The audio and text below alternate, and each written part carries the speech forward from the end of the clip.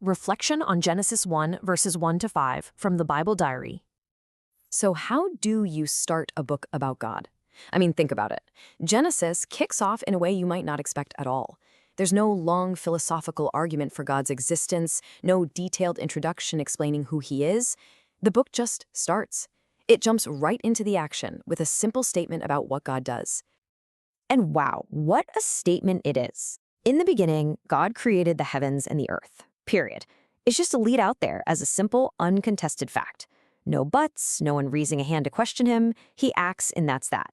But to really get how radical this opening line is, we've got to look at the context of the ancient world. To really appreciate just how groundbreaking this peaceful beginning is, we need to take a quick peek at the other creation stories that were common back then. Because their ideas about how the universe got started, they were dramatically different. You see, in the creation myths all around ancient Israel, the universe is born out of total chaos and brutal conflict. You've got all these different gods fighting for power, and creation isn't some deliberate, thoughtful act. It's usually just a messy byproduct of a cosmic war. Sometimes the world is literally made from the dead bodies of defeated gods. It's a violent, chaotic struggle for dominance. Okay, so with that image of chaos and war fresh in your mind, let's turn back to Genesis. You're about to see a completely different picture unfold. So the text sets the scene, right? There's darkness, there's the deep, and the Spirit of God is hovering over the waters. Now that word hovering is so interesting. It can also describe a mother bird brooding over her nest, gently protecting her young. It gives you this image of a calm, quiet, nurturing presence, not some warrior god getting ready for a big battle. And then God acts. But how? Not with a sword, not with a fight, but just with his voice. He simply speaks it into being. Let there be light. And there was light. Just like that.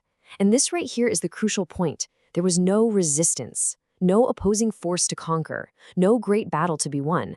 God speaks, and reality just conforms to his word. This is creation by pure, effortless command.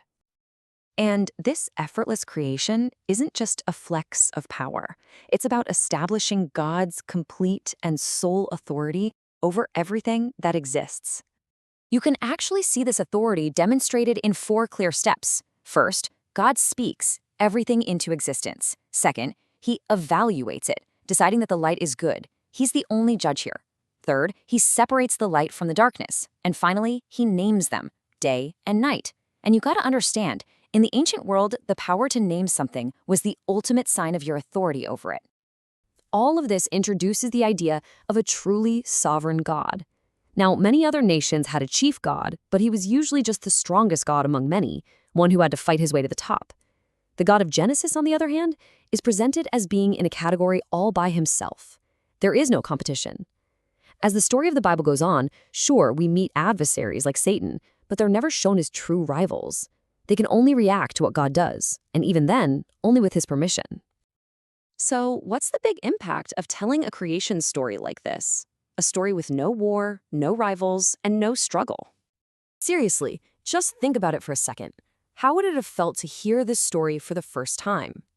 If you grew up hearing tales of gods fighting and killing each other just to make the world, a story about creation happening through a calm, powerful spoken word, well, that would be absolutely profound. It presents a universe that isn't founded on chaos, but on peaceful, intentional order. And that brings us to a final thought, connecting this ancient text's core idea right back to our own lives today. This entire passage paints a picture of a God whose will is unopposed, whose word is absolutely final.